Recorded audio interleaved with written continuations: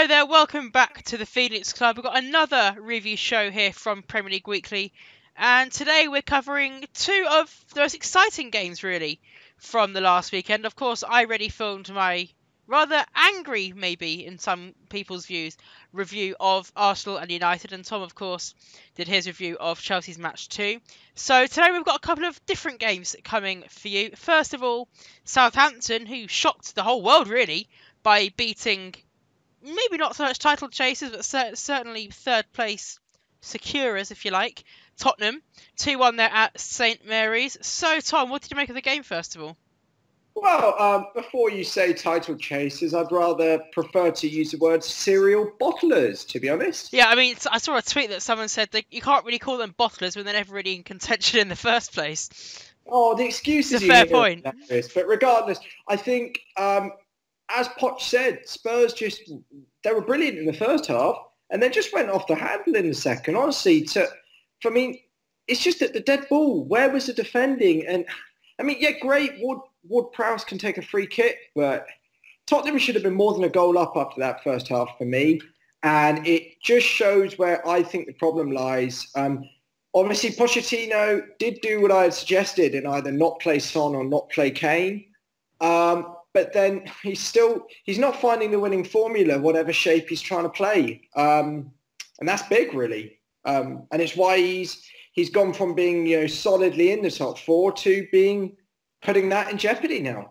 Well, what do you think the difference is between Spurs and, let's say, Arsenal, who are only a point behind them now in fourth, United just behind them in fifth, and so go back to the week before where United managed to overcome a deficit against Southampton, and if I remember correctly, both the scorers from that match also scored against Tottenham.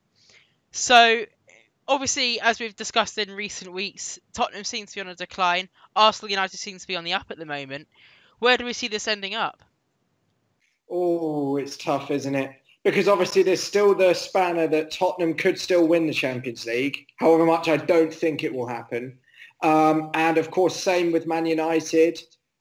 You've got Chelsea still in the Europa League, likely to go through in that.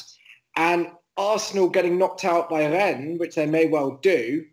Today's Wednesday, so we'll get the matches tomorrow for us. If Arsenal get knocked out by Rennes, that could be a great advantage for them getting top four. So if you're asking me where I can see it going, I think it very much depends on what happens in the Champions League and Europa League and how far these teams go. Because if Tottenham get to the semi-finals and the final, I think there's a big chance they won't get top four. Yeah. Same with United. But then again, if Tottenham or United get taken out in the next round, or if they even play each other, which could feasibly happen, I could see the one that doesn't go the furthest actually getting into top four. So it's so tough to predict with that sort of third dimension to it, I suppose. Well, it's great that you mentioned that, actually, because something that Jamie Carragher mentioned, I believe it was post-match Arsenal and United, and something that I also echoed on my review of the Arsenal-United match, which is that, I guess this is more specific to Tottenham, that in recent years, they've been so focused on qualifying for the next season's Champions League that they've almost abandoned the current season's Champions League. You're seeming to suggest that it might actually be the opposite this season. It's hard because I suppose you can say that. I'm not sure. I don't think that's entirely true. I think Spurs don't rotate players for Champions League games in the way Carragher's sort of trying to suggest, or playing weakened sides. I think the financial inducements of the group stage was important when Tottenham were a team who were never going to win it, really, and were not even top candidates to get out of the group. Sort of the Harry Redknapp years, really. Redknapp, but also into the sort of early Poch years when they only just got into the Champions League. Now they've had to reconsider where their priorities lie. With the new stadium, they have to try and go far in Europe, Absolutely. As well as try and win the Premiership. But with the lack of squad reinforcements, there's a chance I'll miss out on them both, really. And there's a lot of questions on Spurs, and I apologise to any Southampton fans. We're going to come on to the Saints in a second. Final question on Tottenham. Yes. We've seen Arsenal, since they built the Emirates Stadium, and I don't think it's a coincidence, go on a huge decline. They don't spend on players. They sell players for large sums.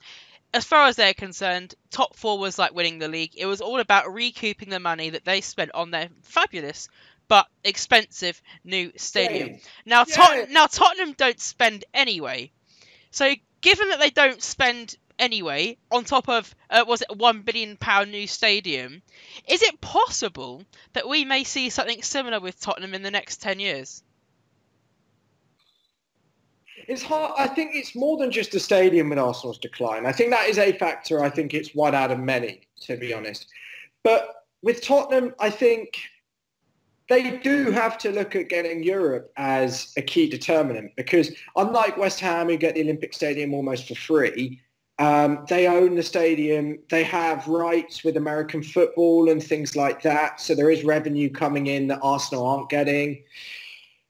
I'm not sure I can see Tottenham declining per se, but if they lose Poch, there might be problems. If they lose Kane, there might be problems. If they lose Son, there might be problems. But it's a determinant of whether their business is still as good as it has been in the last sort of 5-6 years, basically.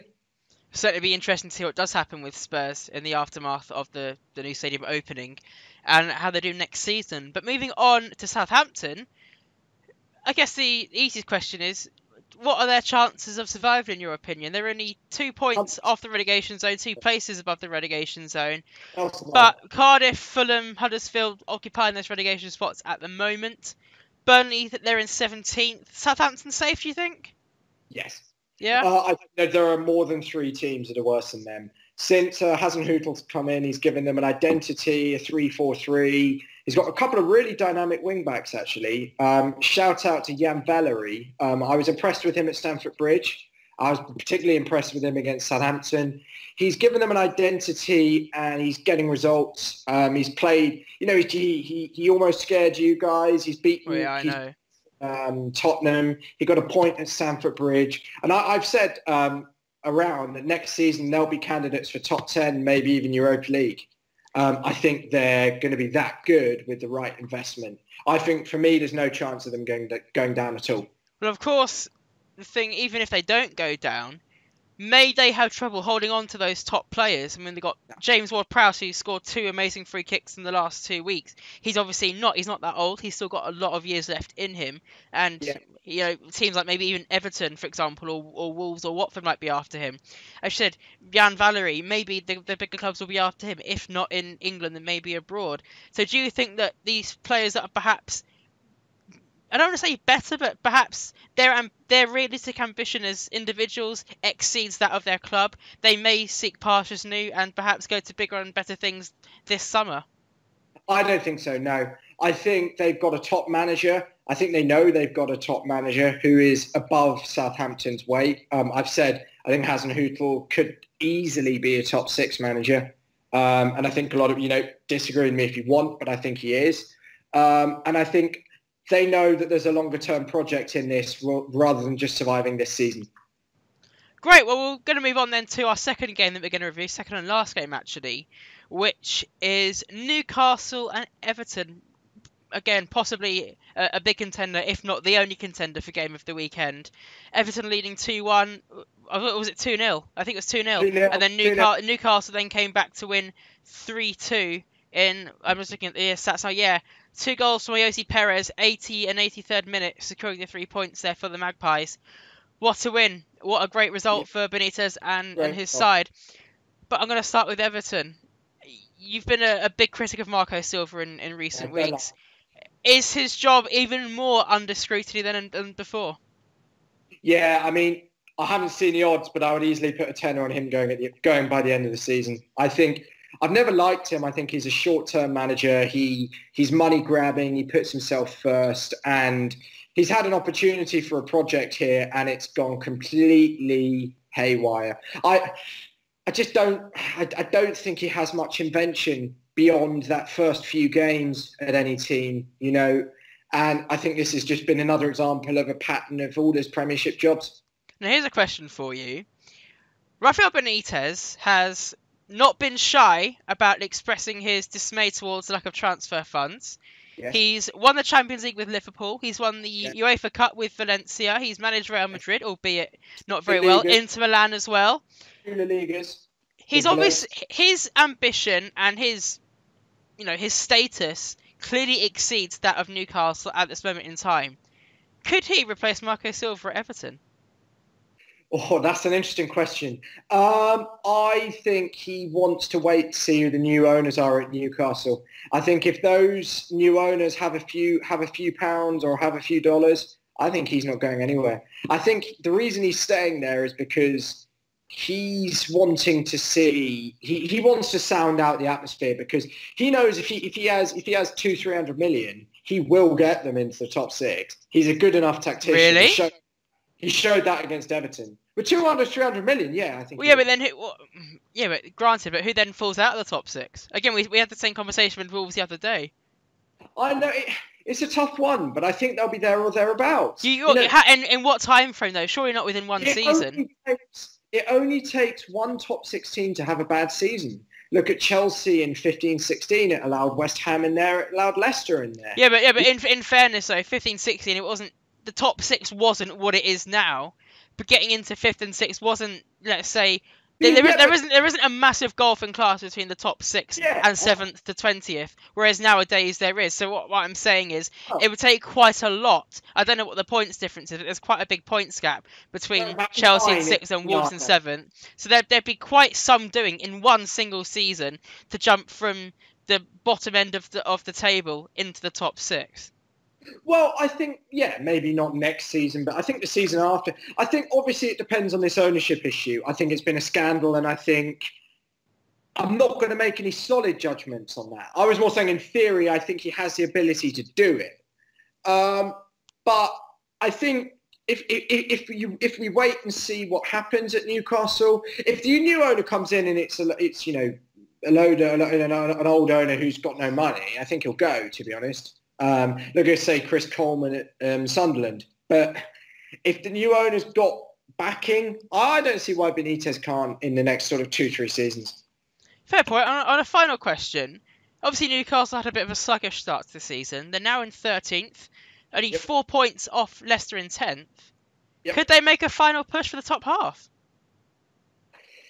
I don't see why they can't. I mean, it depends on the attitude that Benítez is instilling in his players. You know, some teams do switch off for the end of the season. Leicester could well be one of them, although I think under Brendan Rodgers they won't. And I think, to be honest, I don't know how much clubs look at top half as a benchmark, actually. At this stage of the season, when you know you're safe, which Newcastle aren't, but they almost are, I'm not sure how much they look at top half as a benchmark. I guess from the point of view that every place, the higher that you finish, the more money you get from the Premier League as prize money. Again, just a thought, but they may just think that from where they were at the start of the season, from all the problems that are happening pre-season, top half wouldn't be that bad a thing. But that is where we're going to round off this week's reviews. So as always, we're going to come to Tom now for the clues for this week's Guess Who. And I've been promised that it's a good one. So over to you, Tom. It is. So your 3 clues today, guys, are it's a current Premier League player, which isn't a clue, but it's going to help you guys out quite a bit, I think. And he's played alongside Rafael Varane, Wissam Ben Yedder, and Didier Drogba. Ooh. He's played under Unai Emery, and he has twice won a domestic treble. Oh, wow. Okay. Some food for thought there. I haven't got a clue at the top of my head. I'm sure we'll get the answer very soon in tomorrow's episode on the preview show. Yeah, I mean, just on a quick note, I absolutely detest Wissam Ben Yedder just from FIFA. He always scores against, like, whenever I play on Ultimate Team, people always score against me with Ben Yedder. Do you not detest him when he scored at Old Trafford last season, mate? Look, I've got more reasons to detest him than that. Anyway, that's where we're going to round off this week's review show. We'll obviously find out the answer to that Guess Who tomorrow, and of course leave what you think is the answer in the comments section, and Tom will give you a great shout out on Twitter if you got it right, or even if you don't, I'm sure he won't mind giving you a shout out. Anyway, that's enough from me. Thanks from Tom, and of course thanks from me. We'll see you tomorrow.